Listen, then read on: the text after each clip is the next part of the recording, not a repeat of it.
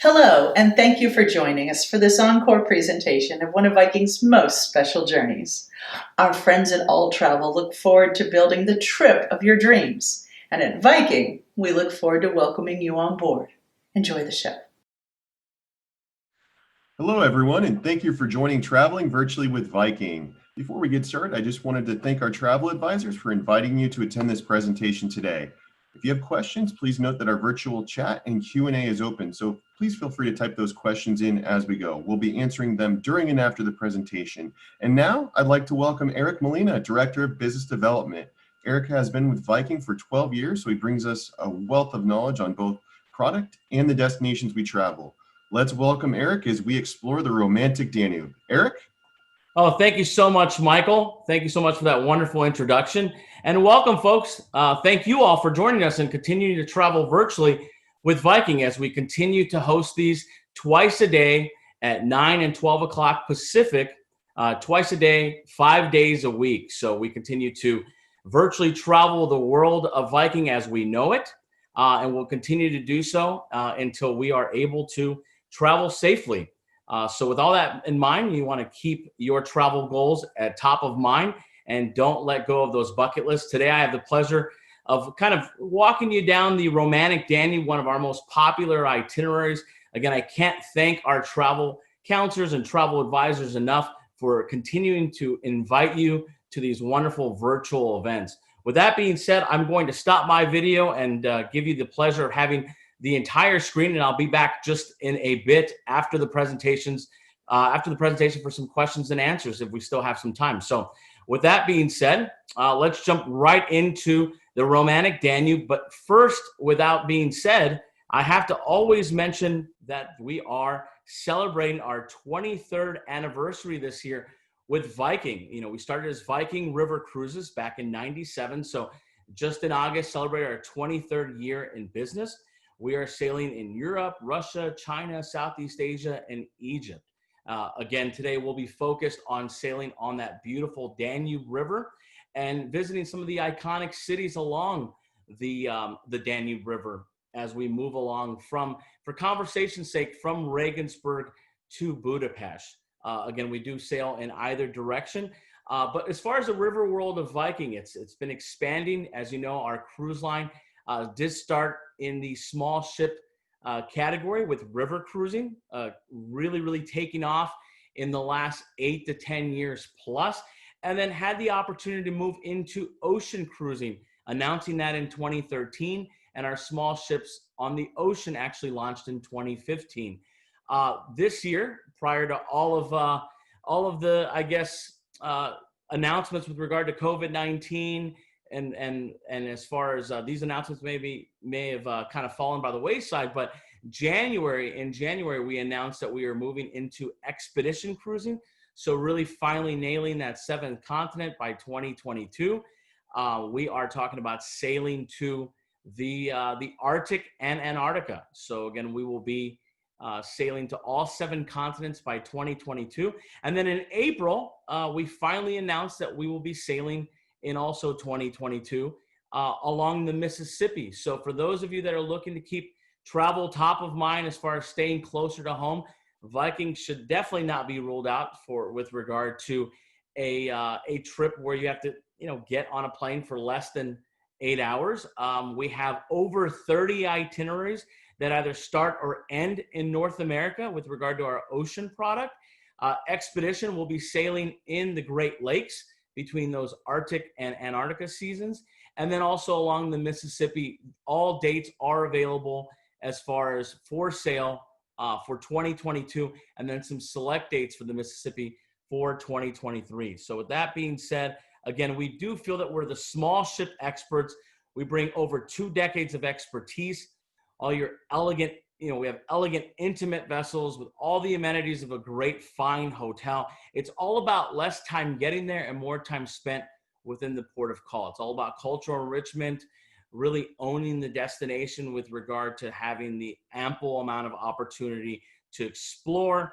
We do, again, own and or operate our product, both hotel and culinary staff.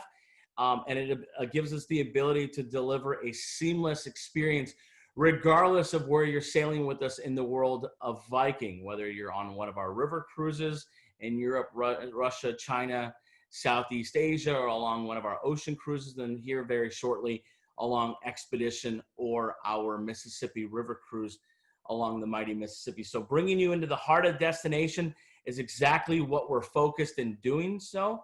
And we continue to deliver, again, the ability to take away a learning experience from your sailing with Viking. So again, Romantic Danube, I guess I had this flipped around. We're going to go in the Budapest to Regensburg direction today, kind of switching it up from presentations past. Just to give you an idea, again, we do sail in either direction.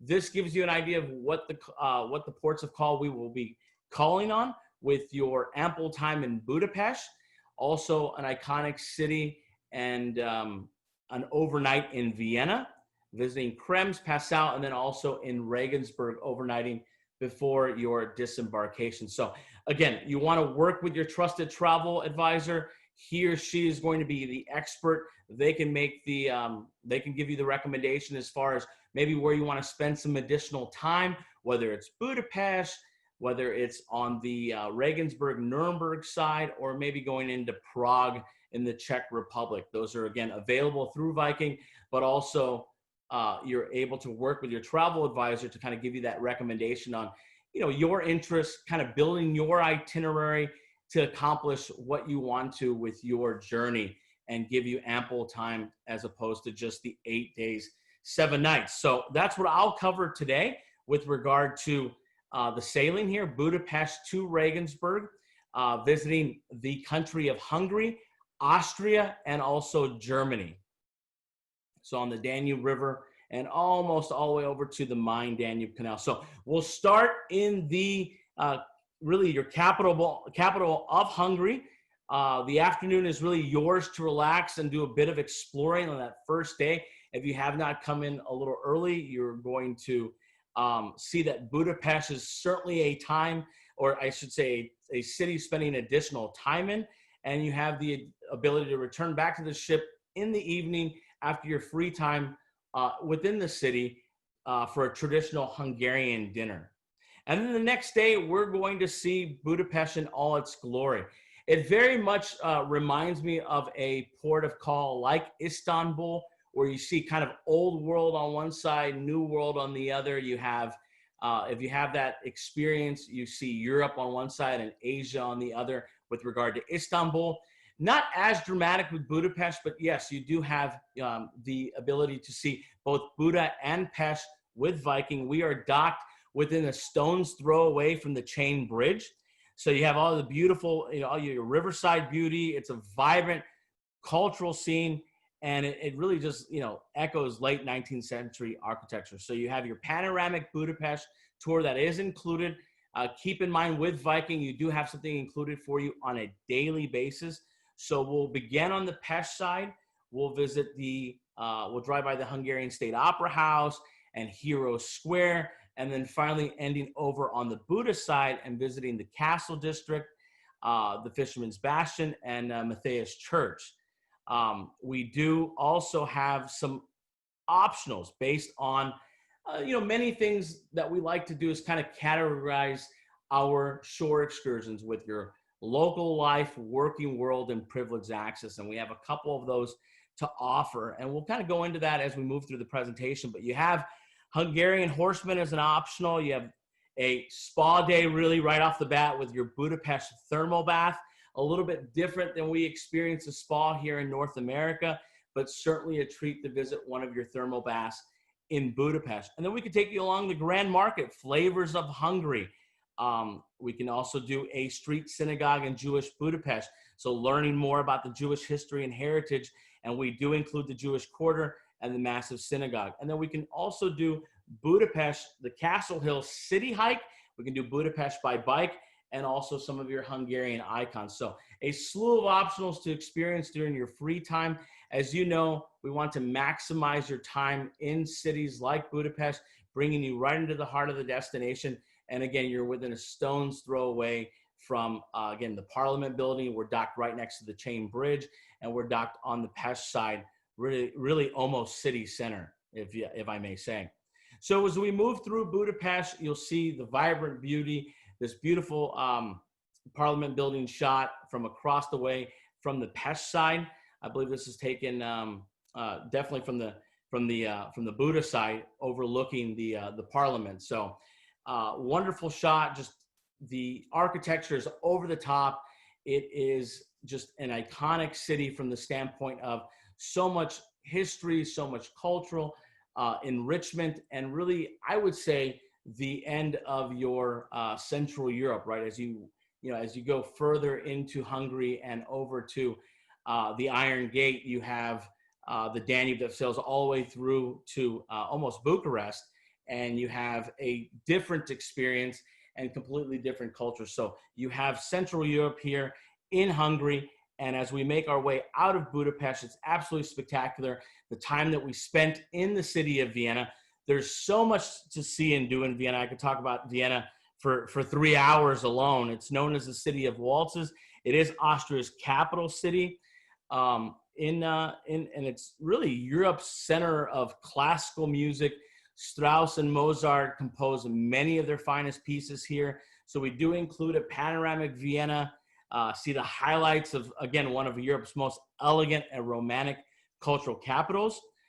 We do the Jewels of Vienna's Ring, and we have an optional concert in the evening. As I mentioned, we do overnight in Vienna. So if you want a proper nightcap, you have the ability to kind of step off the ship, experience some of the nightlife opportunities. I think that's thing that's always feedback that we get back from our past guests, that they really had ample opportunity to not only be completely enriched in the culture, but also experience some of these local life, working world, and privileged access elements, and have enough time to do so.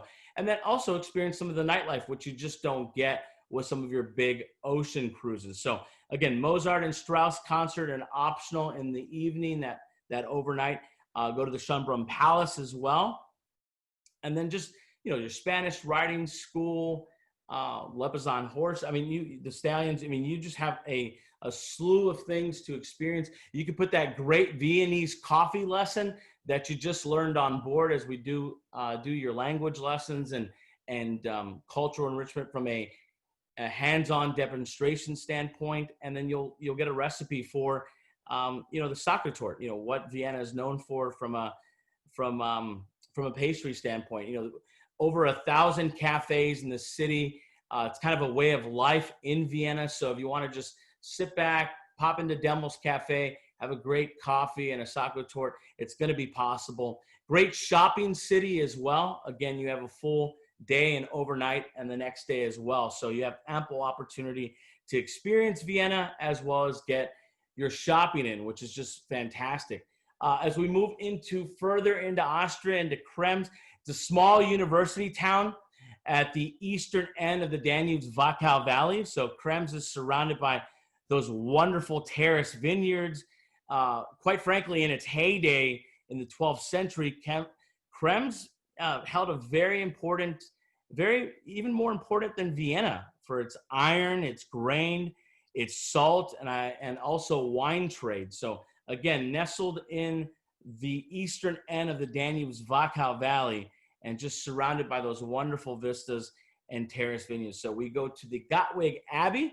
So it's a journey to a living, breathing abbey where Benedictine monks work and worship on this beautiful hilltop overlooking the splendid Wachau Valley and the Danube River. So it is a beautiful tour and excursion. It's a wonderful day. As we go into your half day of day cruising through the Wachau Valley, this is a UNESCO World Heritage Site. I have to say, if you want to see the Danube in its glory and weather-wise, some of the most ideal time to be in Europe is, I always recommend May or September. Shoulder season's quite nice as well, where we're talking about late March through April, and then also late October through November. You may get a little bit more rain, cooler temperatures. And then, of course, Christmas markets, right? So you have your markets that run after Thanksgiving through the New Year. But if you want to see the Wachau Valley in all its glory, the way you see it pictured here, you're going to want to look towards warmer weather like May or September. So as you cruise through, you just have a tapestry of beautiful terrace vineyards, all the wonderful forested slopes, these beautiful, charming towns and castle ruins along Austria's Wachau Valley. So we'll do our taste of event typically up on the sun deck in the observation lounge. So it's kind of a fun-filled day where we introduce you to some of the local flavors, both folkloric music-wise as well as food-wise to the region that you are sailing within and through. So just beautiful emerald green hills. Again, you'll cruise these 18 miles, and it's just a wonderful UNESCO World Heritage Site. Very much like your Middle Rhine. I mean, folks will ask me all the time which itinerary I recommend more. They really both are beautiful in their own right. And if you can choose one or the other, I guarantee in 2 to 3 years you'll be back and you'll be doing the other. Unless, of course, you do our Grand European Tour, which really combines your Rhine and your Danube cruise all the way through the Main-Danube Canal from Amsterdam to Budapest or vice versa. So with that being said, again, the Romantic Danube offers you the ability to cruise through the Wachau Valley, sensational half day of day cruising. It is something that, again, is done during the day. It's fully commentated, whether you're up in the observation lounge, up on the sun deck, or even from the comfort of your own stateroom. If you want to just close your eyelids and dream about what the Wachau Valley looks like, that's certainly possible as well. You can just turn that sound right off in your stateroom. So we move into Passau, a city that was founded more than 2,000 years ago by the Celts. So it's known as the City of Three Rivers. It's resting at the confluence of the Inn and Danube River. So we do your Passau walking tour. We explore the beautiful Italian-style streets of Passau. We conclude this magnificent walk. As you can see here pictured, you have the St. Stephen's Cathedral, just a very short walk away. But we do walk into that magnificent 17th century St. Stephen's Cathedral, and we listen to a private concert for Viking guests. And this is going to be done on one of the largest pipe organs in all of the world and the largest pipe organ in all of Europe. So if you choose to spend the entire day out in Salzburg, we do Salzburg highlights as well. We can spend the day in one of Austria's most picturesque cities. It's, of course, the setting of the beloved film, The Sound of Music, and of course, the birthplace of Mozart. So we can do a full day out in Salzburg if you prefer to just kind of skip out in Passau.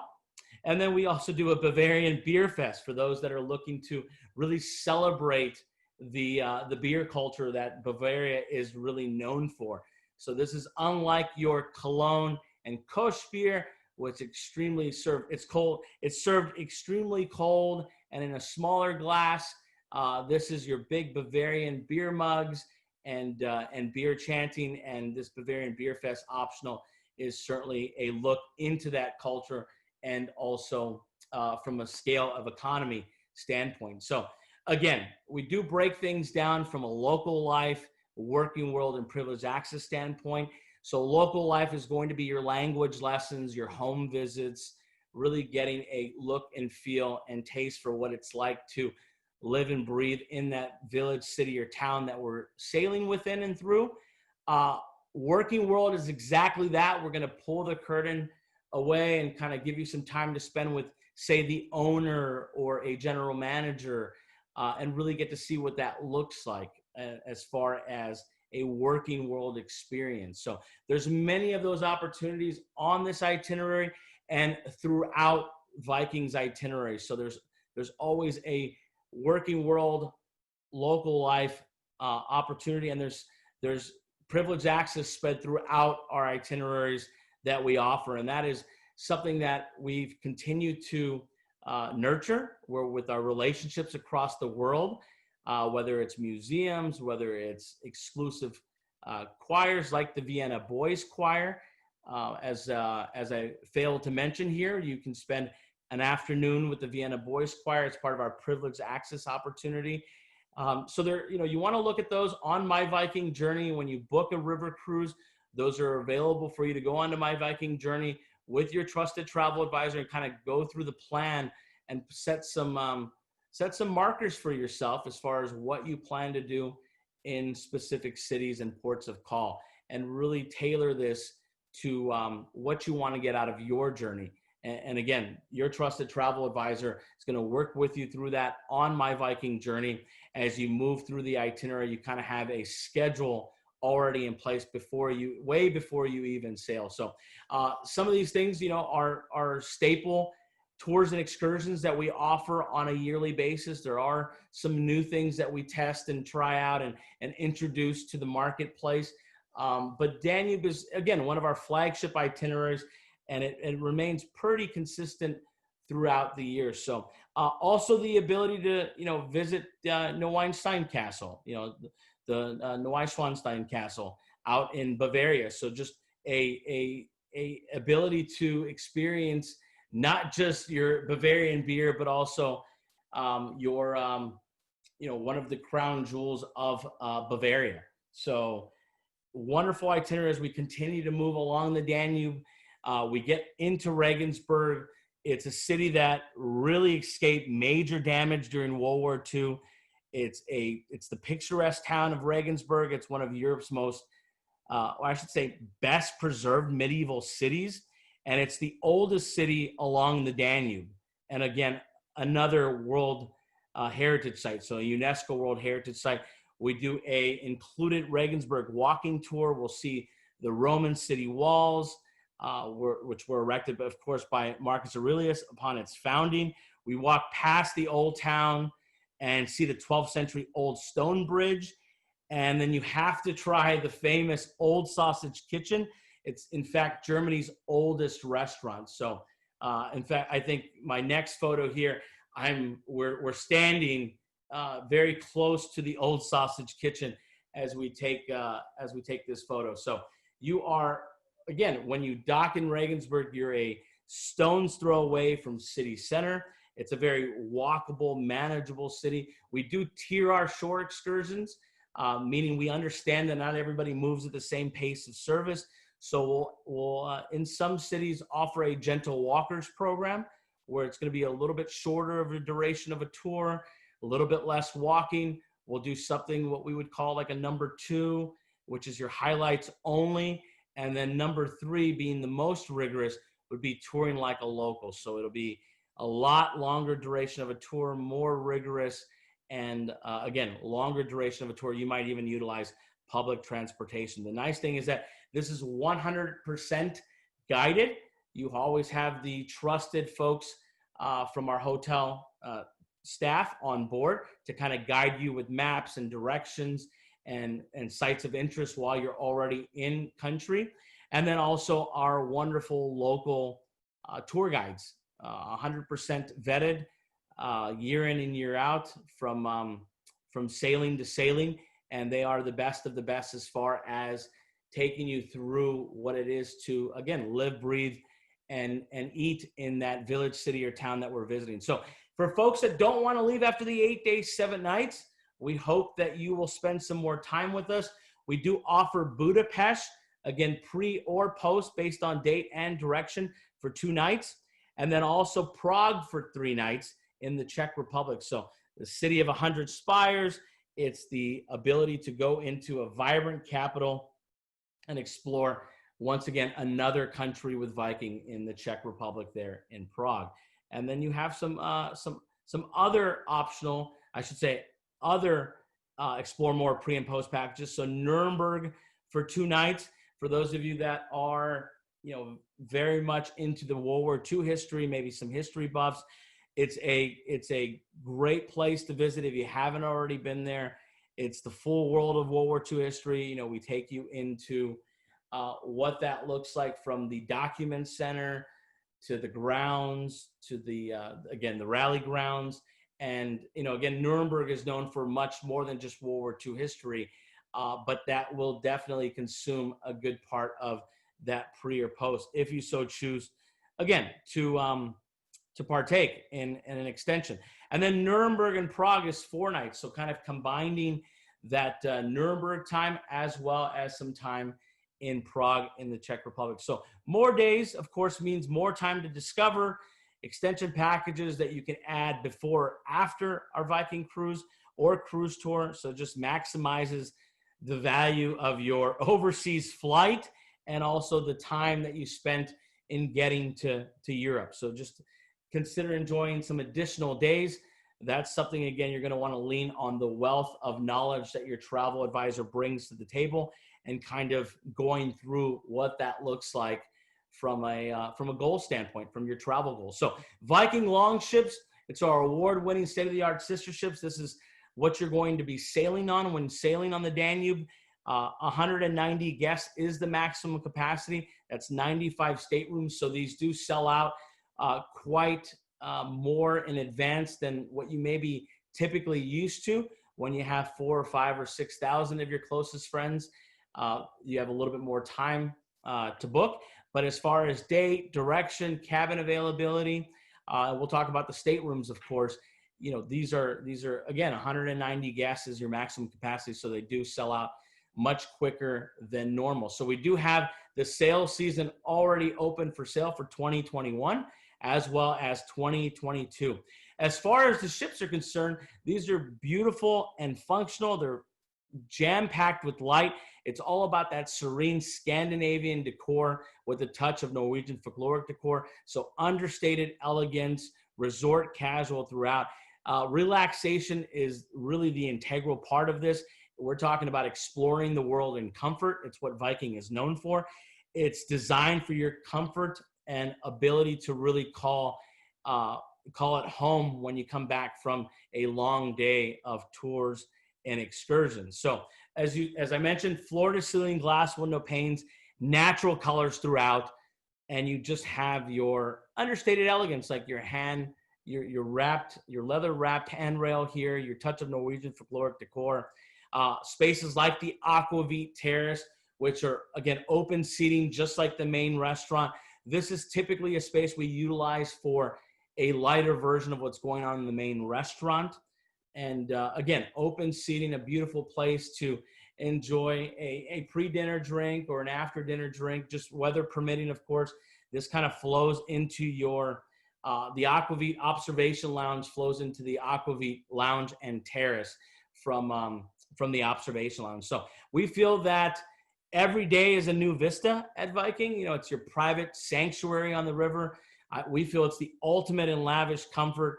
And we really truly feel that we've thought outside the box with regard to our distinctive ship features and providing just an ultimately better guest experience. So when I say unparalleled staterooms, this is the majority of your staterooms on our longships. They're 205 square feet with a full sit-down veranda for two.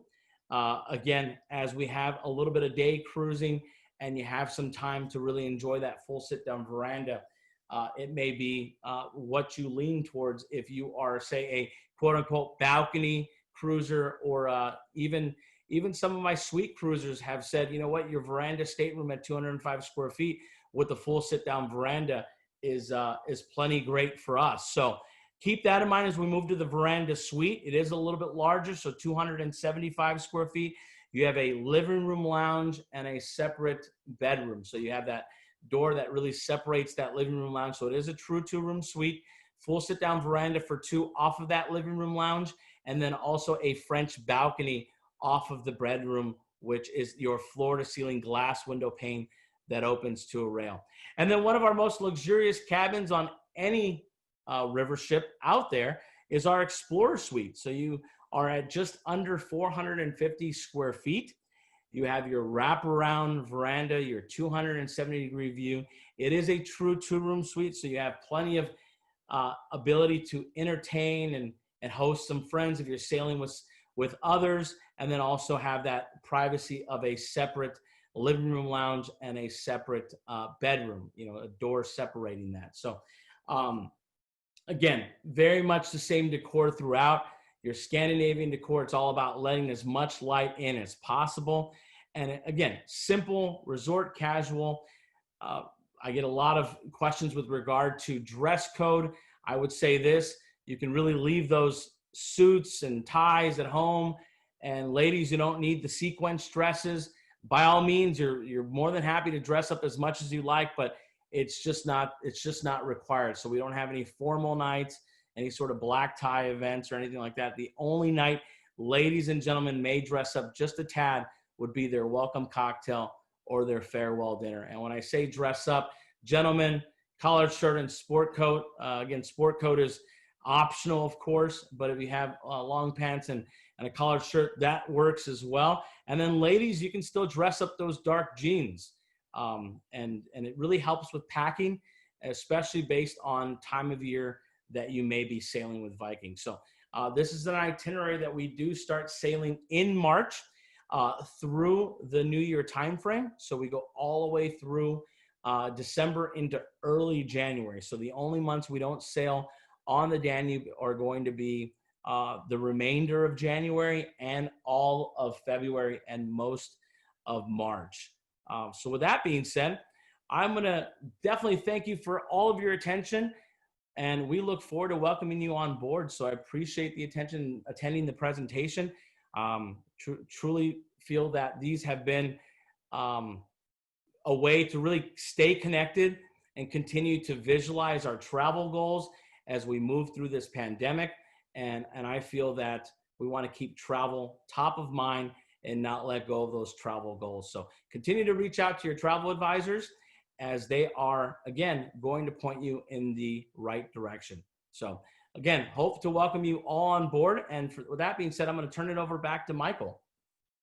Great, Eric. So our first question is specific to UNESCO. And as we know, UNESCO stands for United Nations Educational, Scientific, and Cultural Organization. So can you speak to that a little bit and what that particularly means when you're visiting one of those sites? Well, you know, it's something that we've done a very good job of throughout the years of incorporating UNESCO World Heritage Sites into our program from a cultural enrichment standpoint. So again, Viking associates themselves with bringing guests into a more of a thinking person's cruise. And with that being said, we continue to have UNESCO World Heritage Sites sprinkled throughout all of our itineraries and those partnerships, even some from a privileged access standpoint. So these are sites, buildings, cities, the list goes on as far as that have been deemed worthy enough to be labeled a UNESCO World Heritage Site from a standpoint of relevance, historical relevance. And we continue, they typically have some sort of bearing on the city's history, the makeup, the cultural, differences and all that great stuff. So we continue to have those sites and those tours and excursions part of our itineraries as we move throughout sailing the entire world now. Great. And our next question is specific to, the two itineraries that basically really encompass the Danube River for Viking's product line. What are the key differences between this itinerary, Romantic Danube, and Danube Waltz? Great question. So, with your Romantic Danube, as we covered, we go from Regensburg to Budapest or Budapest to Regensburg, and you have a nice assortment of not just Germany and Austria and Hungary. So you have those three countries. With the Danube Waltz, it's more of an emphasis on Austria, if I may say. So, but they both again do sail on the Danube.